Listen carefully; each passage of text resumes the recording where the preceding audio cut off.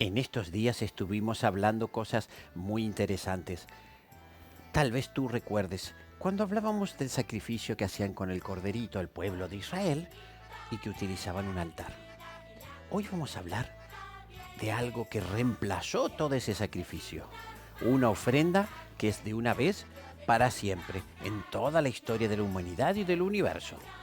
Hoy hablaremos de Cristo, nuestra ofrenda. Esa frase que tú has escuchado muchas veces que se dice Cordero de Dios, Cristo es su Hijo unigénito, el Cordero que quita los pecados del mundo, y todo eso tiene que ver justamente con lo que vamos a hablar hoy.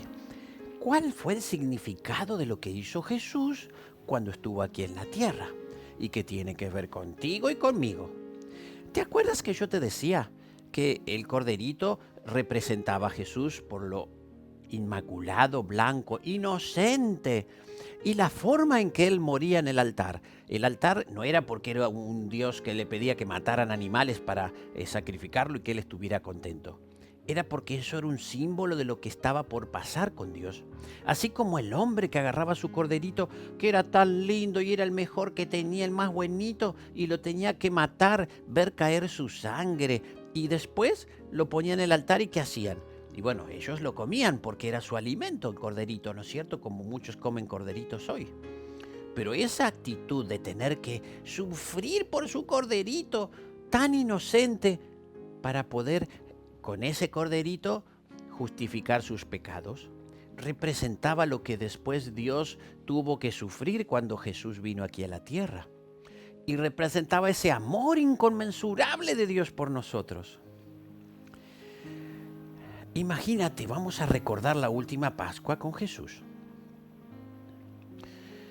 Antes de eso, tengo un texto bíblico muy interesante. Está en el libro de Juan, el capítulo 3, versículo 16.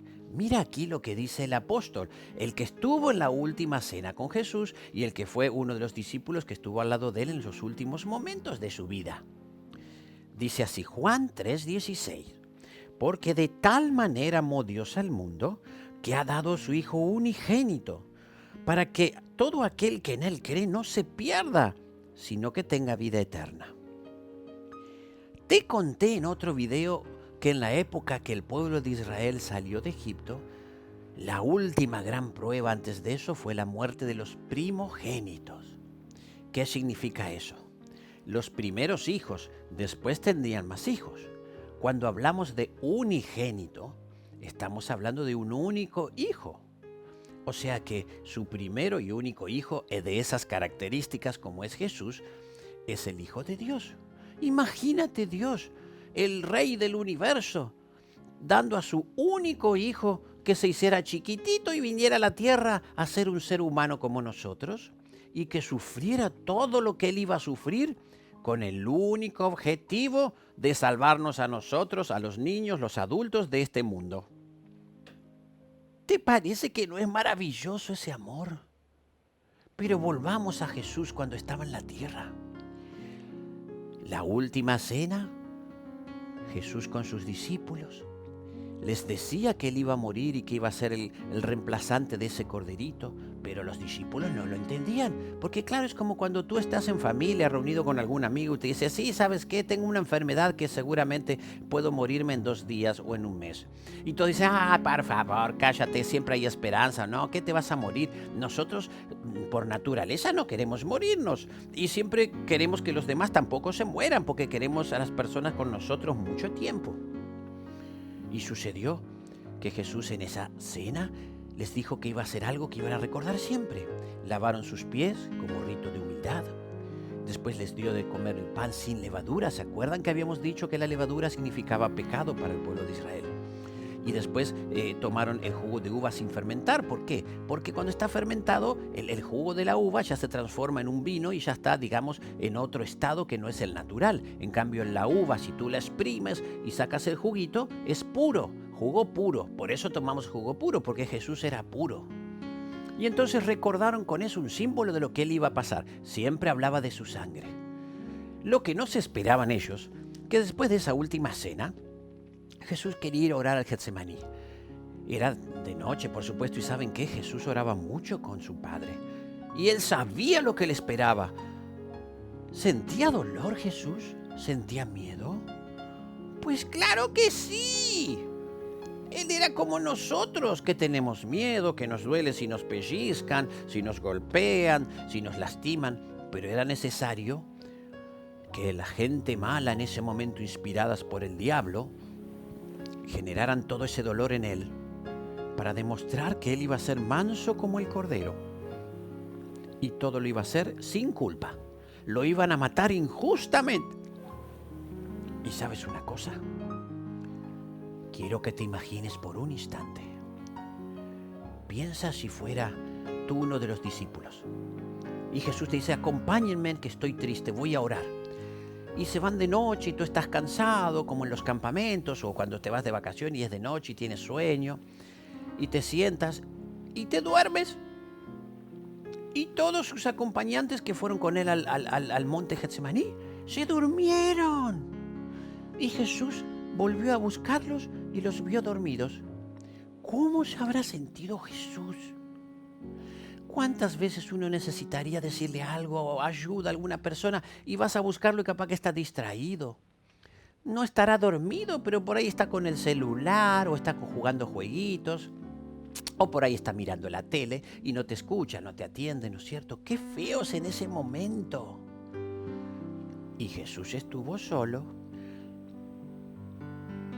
¡Qué maravilla saber que Él, aún así, siguió firme pensando en cada uno de nosotros! Estaba angustiado, estaba triste y tanto era su miedo y su dolor por lo que vendría, que hasta dice que sus gotas de transpiración eran sangre. Hay que imaginar ese cuadro, ¿no? Finalmente sucedió lo que iba a pasar. Vinieron todos los soldados con una turba de personas y dijeron, ¡este es Jesús! Judas lo había traicionado, señaló quién era y le dio un beso. ¡El beso! Que es algo de lo más lindo que hay cuando uno quiere una persona. Lo que más quieres es darle un besito. Cuando agarras un cachorrito y lo ves, le das un besito. Cuando agarras un bebé le das un besito. Cuando ves un ser querido le das un besito. Con eso lo traicionó a Jesús. Él, que era puro amor, fue traicionado con un beso que no tenía amor. Se lo llevaron a juicio. Y tú tal vez conoces o has escuchado la historia. Todos sumos sacerdotes y políticos romanos y todo el mundo se quería sacar de encima el problema. Hasta le hicieron un juicio en la noche, que eso no era común en esas épocas, porque nadie quería hacerse cargo de esa situación, sabiendo que Jesús era inocente, porque él no era culpable de nada, era solamente el pueblo que lo acusaba. Pero muchas de las personas que gobernaban les pasaba como nos pasa hoy en día. A veces, para quedar bien con el pueblo, la gente hace cosas que no son correctas. Eso se llama injusticia.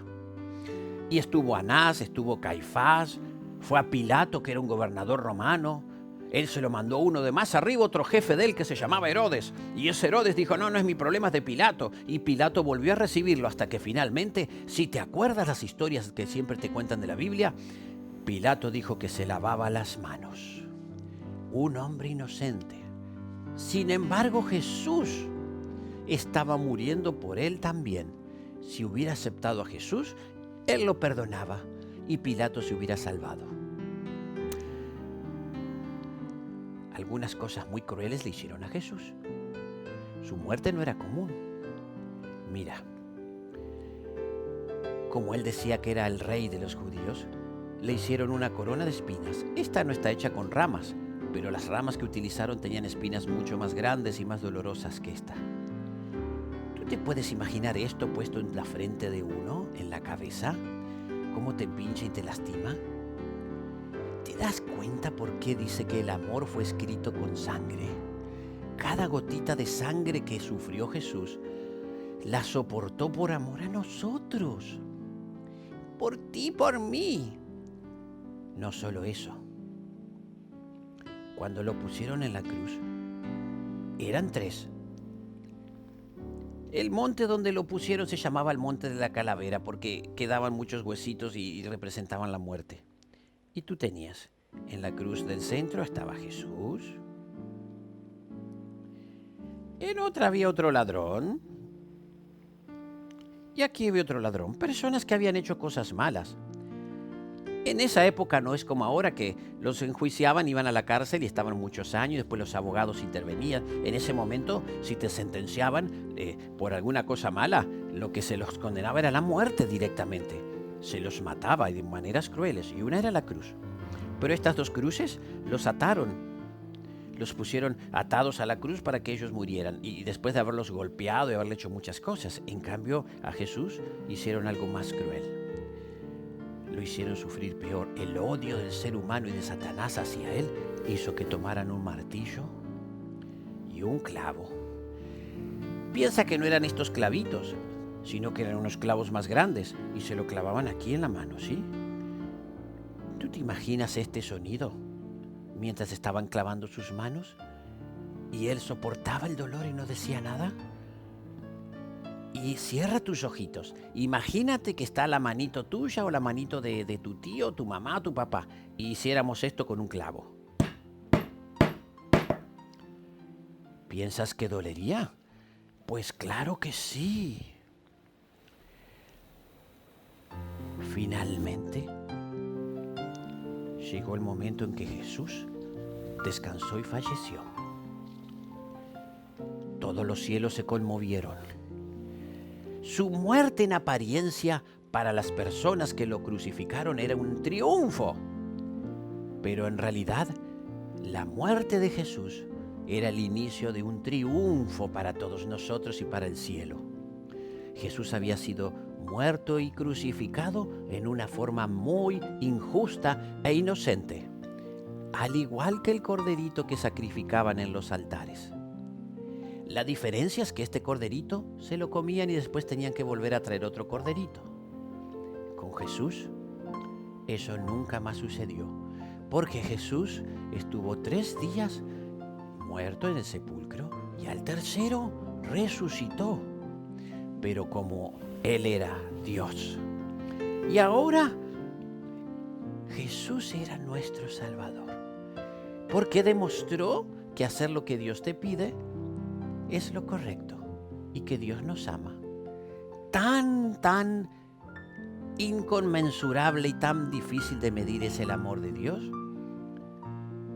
que no existen elementos en la tierra que lo puedan decir, más que lo que Él ha hecho por nosotros. Y hoy está presente en el cielo, interviniendo por ti, por mí, porque gracias a que resucitó, ya esta cruz no es símbolo de muerte, sufrimiento y derrota, sino de salvación. Nos volvió a reconciliar con nuestro papá, con Dios, y somos salvos. Qué hermoso haber visto todo esto en la historia, como está contado aquí, y que el único objetivo de eso, ¿sabes cuál es? Tú. Los niños, los adultos, el que está mirando, ese es el objetivo. Y Jesús está vivo y está en el cielo intercediendo, pero ya te voy a contar mañana qué está haciendo en el cielo. Así que a partir de ese momento, como dice el versículo, de tal manera amó Dios al mundo que dio a su Hijo unigénito, para que todo aquel que en él cree no se pierda, mas tenga vida eterna. Como pasó con uno de los ladrones.